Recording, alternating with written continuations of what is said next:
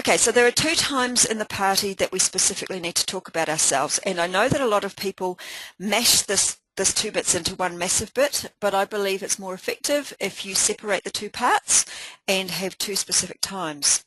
There's sort of a softer time, and this is right at the beginning of the party, where we need to introduce ourselves and let people know that we're actually a human being.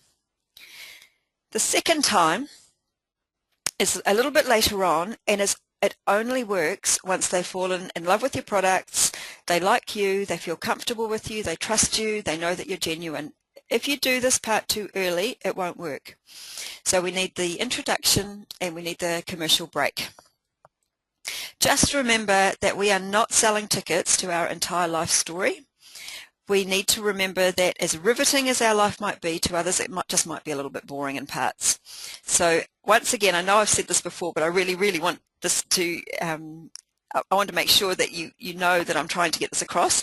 We need them to think carefully about what we want to share, and we need to only share what will be interesting to them and useful for us. Okay, I can probably stop going on about that little message soon, but I want to make sure that you get the message. All right, let's start with the introduction. So obviously this is right at the very beginning of the party, and it's when everyone is very curious about you. They want to know if they can relate to you at all. If they can't relate to you, they possibly, or most probably, won't be interested in joining you, because people want to join people that they relate to. So it's also part of how they decide whether or not they like you. So as people arrive at the party, you're going to have been chatting to them, and you will have found out a little bit about them. And this is now going to help you decide what to say in your introduction.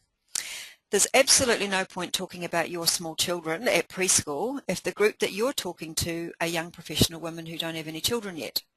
So you need to choose which parts of your story will resonate with the people that you're speaking to. So I've got a couple of examples of how two people might do their introduction, and I want to show you those. They're going to be in your notes. And then I want to give you a template so that you can start working out your own introduction. So here's a couple of examples. I'd just like to tell you a little bit about myself. I'm married with 3 small children, and I've been involved with my company for just 3 weeks. This is my third party, so if I get a little bit muddled, please bear with me. I'm still learning. I must say that I've found the business to be heaps of fun, and I'm really loving leaving the kids at home for a couple of hours and being with grown-ups. I've already made some money, which I'm putting aside to take the family to the Gold Coast for a holiday. Okay, that's all.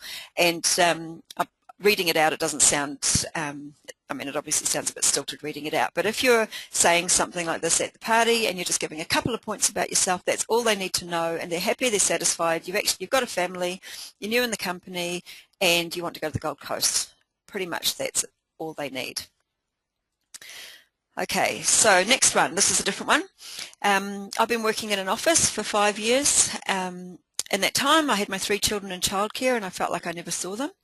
The work was really hard, and I felt really unappreciated in an office environment that wasn't positive. Now, if you're speaking to a whole lot of professional women, I can imagine that some of them will be nodding their head at this time. They'll be going, yep, that's about right. I never thought that I'd be doing Party Plan, but in the 3 months I've been doing it, I've been earning as much in an evening as I did in a whole day at work. I don't have to pay for childcare, and I actually get to see my kids.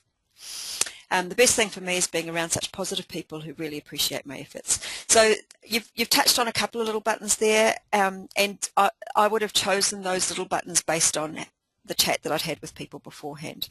So it's not going to be something that you have as a hard and fast script that you just recite.